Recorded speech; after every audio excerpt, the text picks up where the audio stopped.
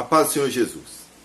Gostaria de estar compartilhando com você nessa hora um rápido estudo panorâmico do livro de Daniel. Talvez um livro que possa nos ajudar grandemente para atravessarmos esse momento onde o mundo está sendo afligido, onde o mundo está fazendo inúmeros questionamentos a respeito da sua fé, a respeito do seu futuro. E nós aqui vamos nos deparar com um texto que tem grandes respostas para as nossas vidas. Eu quero, desde já, pedir a você que assista esse vídeo até o final. Se você gostar, que você deixe seu like. Se não gostou, deixe seu dislike, faça seu comentário. Deixe seu comentário, é muito importante para mim. Está ouvindo seu comentário, está lendo o seu comentário. E que você possa compartilhar esse vídeo com mais pessoas, ajudando nosso canal a crescer e ajudando a palavra do Senhor nosso Deus a ser levada adiante. Eu quero compartilhar com você, começando esse estudo introdutório, o texto que se encontra em Daniel, capítulo 1, no verso 8, que já é um alerta para a nossa situação, para aquilo que nós estamos vivendo. Que diz assim, Daniel capítulo 1, verso 8. Daniel resolveu não se contaminar com as finas iguarias do rei, nem com o vinho que ele bebia. Por isso pediu ao chefe dos eunucos que lhe permitisse não se contaminar. Estamos aqui diante de um texto onde o autor, Daniel, assim como outros amigos e como outras pessoas, haviam sido levadas cativas de Jerusalém para a Babilônia. Pessoas que foram retiradas da sua terra. Pessoas que foram para uma terra longínqua, para uma terra que tinha inúmeros costumes desconhecidos a eles. Uma terra que tinha inúmeros desafios para serem enfrentados. Mas uma terra que iria ensinar a Daniel e principalmente aos seus amigos, que nós vamos estar vendo aqui nesse texto, Sadraque, Mesaque e Abidnego, principalmente esses 4 que serão os personagens principais desse livro, nos mostram que nós não devemos nos confundir por aquilo que a sociedade, a cultura coloca como se fosse normal. Talvez tudo isso que Daniel enfrentou sirva de espelho para nós, que hoje estamos passando por um período de isolamento social. Países espalhados pelo globo terrestre estão fazendo a mesma coisa que nós aqui no Brasil estamos fazendo, passando por isolamento social. E nós estamos inseridos, talvez, em costumes que nós tínhamos perdido. Assim como esses jovens foram colocados para se confrontarem com os costumes da religião mesopotâmica, babilônica, nós estamos sendo confrontados também hoje a viver em família. Parece engraçado. Mas as pessoas têm dificuldade de viver em família. Talvez o emprego, a saidinha fosse um subterfúgio para você não precisar se relacionar com a sua família. E talvez Deus hoje está nos permitindo passar por tudo isso para que nós venhamos a aprender a ser pessoas melhores com os nossos familiares. Daniel aqui estava decidido a não se contaminar pela imundície dos sacrifícios e das comidas oferecidas aos ídolos babilônicos, mesopotâmicos, e que eram repassados para os jovens comerem. E Daniel optou por não se contaminar. O que tem contaminado a sua vida? O que tem contaminado você? A sua mente? As notícias que se avolumam? Talvez uma pior do que a outra? Talvez você não consiga nem encontrar a verdade? Talvez você não esteja nem conseguindo discernir se o que você está vendo é verdade ou não. e está sendo contaminado pelo medo, pelo pânico, pela angústia, pela tristeza, pela depressão. Por isso que nesta hora eu convido você a fazer aquilo que Daniel e os seus amigos fizeram. Não se contamine. Olhe para o Senhor. Busque ao Senhor. Persiga. Persiga. Persiga em estar mais próximo do Senhor.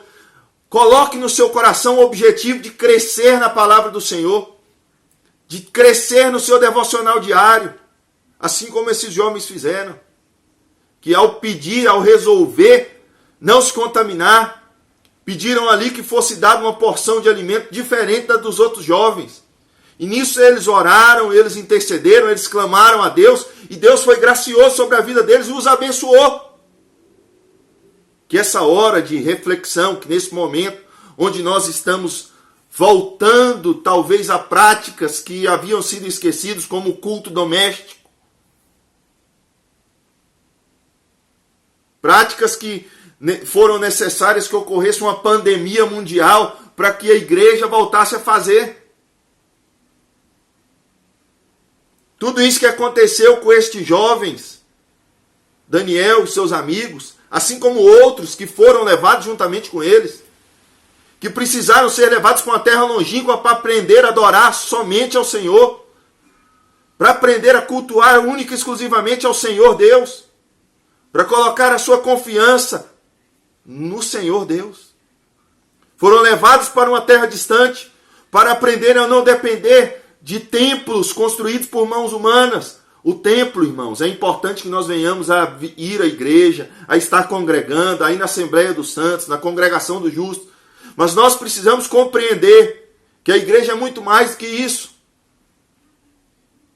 Isso também não tira a nossa responsabilidade no momento dessa pandemia passar, nós deixarmos a igreja de lado. Não, é momento de nós irmos, de nós nos congregarmos, de nós aprendermos a palavra do Senhor, de nós nos alegrarmos e louvarmos com Deus naquele lugar. Na casa que tem que levar o nome do Senhor. Mas isso não nos impede de continuarmos a adorar, a cultuar, prestar um culto digno, santo, agradável a Deus, aonde nós estivermos. Nosso culto racional, dentro dos nossos lares, mostrando o nosso exemplo e o nosso testemunho, assim como esses homens mostraram, como esses jovens mostraram. Eu quero caminhar um pouco mais com você. Daniel, o livro de Daniel, com seus 12 capítulos, pode ser dividido simplesmente em duas partes. A primeira parte, que vai do capítulo 1 até o capítulo 6, como a parte histórica. Parte histórica que vai nos levar a pensar em ser fiel a Deus ou prostrar-se ante aos ídolos, aos outros deuses. Nós temos aí exemplos poderosos de que Deus está cuidando das nossas vidas. O primeiro exemplo se encontra em Daniel no capítulo 3, no qual você vê ali claramente Mesaque, Sadraque e Abidnego sendo lançados dentro da fornalha ardente, porque não se prostraram diante a uma imagem feita de ouro. Nós possivelmente estamos nos prostrando e estamos nos deixando levar por muitas coisas, quando na realidade devíamos estar olhando para o Senhor e sabendo que Ele vai nos livrar. Assim como livrou os jovens lá no capítulo 3 de Daniel.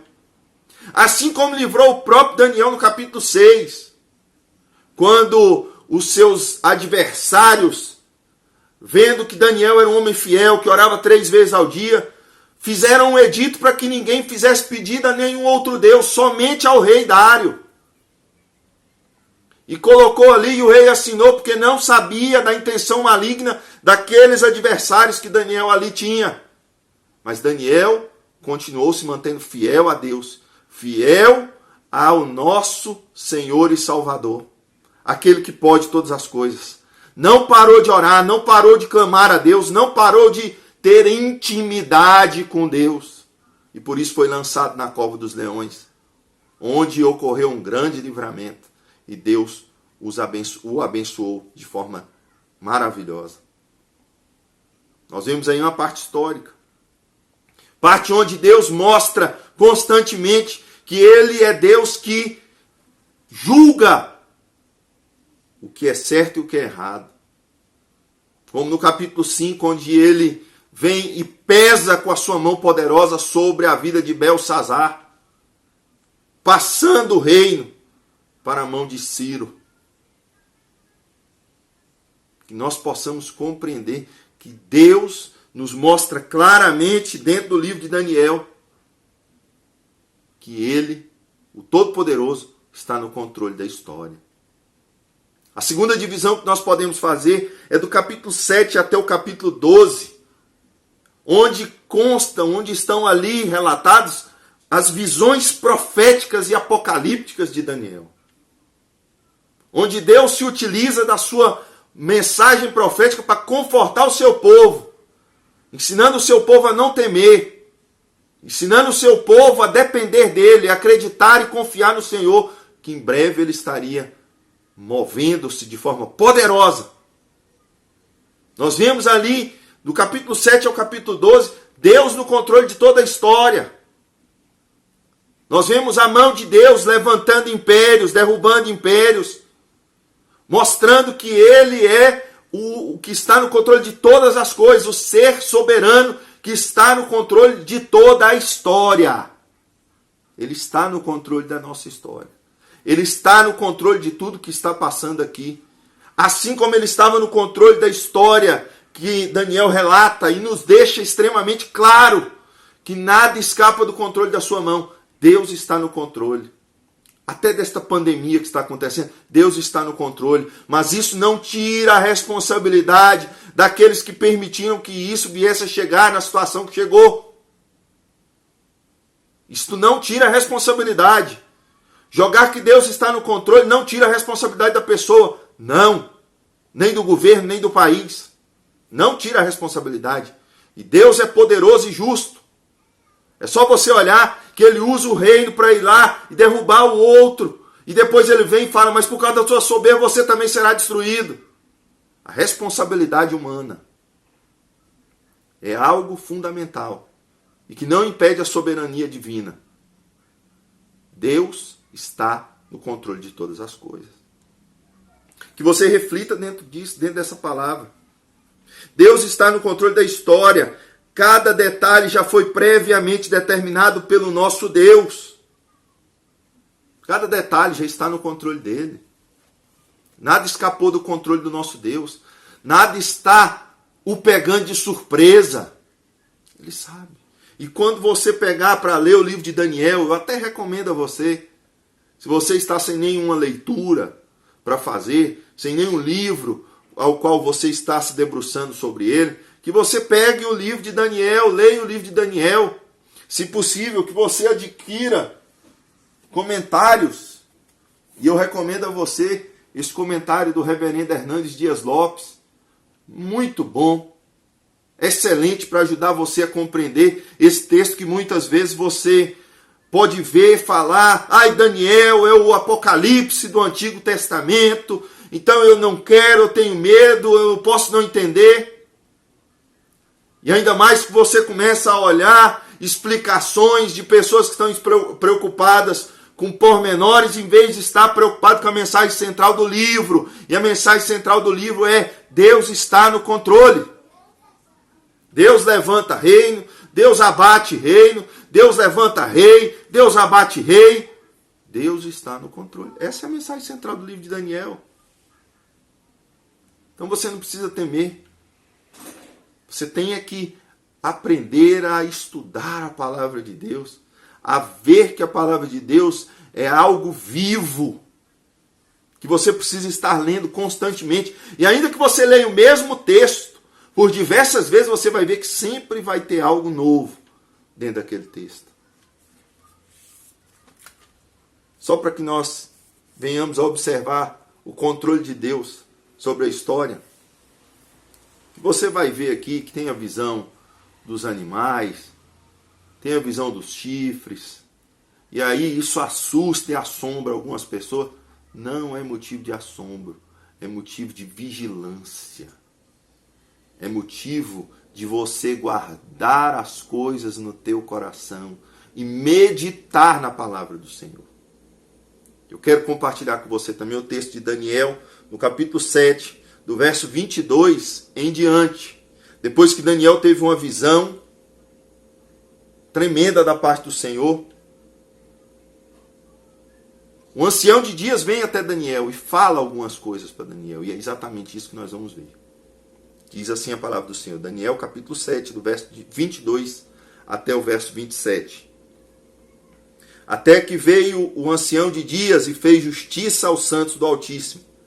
E veio o tempo em que os santos possuíram o reino. Então ele disse, o quarto animal, será um grande reino, será o quarto reino da terra, que será diferente de todos os outros reinos. Ele devorará toda a terra, pisará com os pés e os fará em pedaços. Os 10 chifres correspondem a 10 reis que se levantarão daquele reino. E depois dele se levantará outro rei, que será diferente dos primeiros, e derrotará 3 reis. Ele falará contra o Altíssimo, oprimirá os santos do Altíssimo, tentará mudar os tempos e a lei, e os santos serão entregues nas mãos dele por um tempo, tempos e metade de um tempo. Mas depois será instalada a sessão do tribunal para lhe tirar o domínio, para destruir e o consumir até o fim. O reino, o domínio, a majestade dos reinos debaixo de todo o céu serão dados ao povo dos santos do Altíssimo. Do seu reino será um reino eterno, e todos os domínios o servirão e lhe obedecerão. Olha que mensagem. Aí muitos ficam preocupados em falar quem é o rei tal, quem é o rei do primeiro chifre, quem é o rei do segundo. É importante? Sim. Mas a mensagem principal que Deus está deixando para nós aqui é, ainda que se levantem reis, ainda que se levantem reinos, eu estou no controle. E no tempo certo, no momento exato, eu vou ministrar a minha justiça. Colocar o meu tribunal e julgar a todos com justiça. Em outro texto da Bíblia Sagrada você vai ver o nosso Deus falando assim, eu não tomo o inocente por condenado. E nem tomo o culpado por inocente. Ele sabe nos julgar. Ele nos julga com retidão. E é isso que esse texto de Daniel vai nos ensinar. Leia a palavra do Senhor. Gaste tempo com a palavra do Senhor. Estude a palavra do Senhor. Você que pode estar tendo um tempo maior na sua casa por causa desse isolamento social, quem sabe não é essa hora de você estudar a palavra do Senhor, se aprofundar na palavra do Senhor, buscar mais e mais ao Senhor, nosso Deus. Que Deus te abençoe, fortaleça os seus ossos e a sua vida, ministre sobre ti a paz. Que nesses momentos de angústia, de perseguição, você compreenda que o nosso Deus está no controle. E tudo que Ele está nos permitindo passar tem um motivo. Se você ainda não descobriu, não se desespere. Ore, clame ao Senhor, busque ao Senhor. Não deixe a tristeza, o pânico, a depressão invadir o seu coração. Apegue-se à palavra do Senhor. Busque na palavra do Senhor, pois ela tem palavras de vida para cada um de nós. Palavras de esperança. Porque o próprio Senhor Deus, o próprio Senhor Jesus, o próprio Espírito Santo de Deus, fala a cada um de nós de forma clara, através das Sagradas Escrituras. Que Deus te fortaleça nessa hora. Que Ele resplandeça o rosto sobre você e te dê a paz, no nome de Jesus. Você que ainda não é inscrito no nosso canal, novamente eu peço a você que se inscreva, que divulgue este texto, que divulgue esse vídeo, que nos ajude a proclamar o Evangelho do Senhor Jesus de forma clara, de forma simples e objetiva a todos aqueles que precisam ouvir esta palavra do Reino, no nome de Jesus.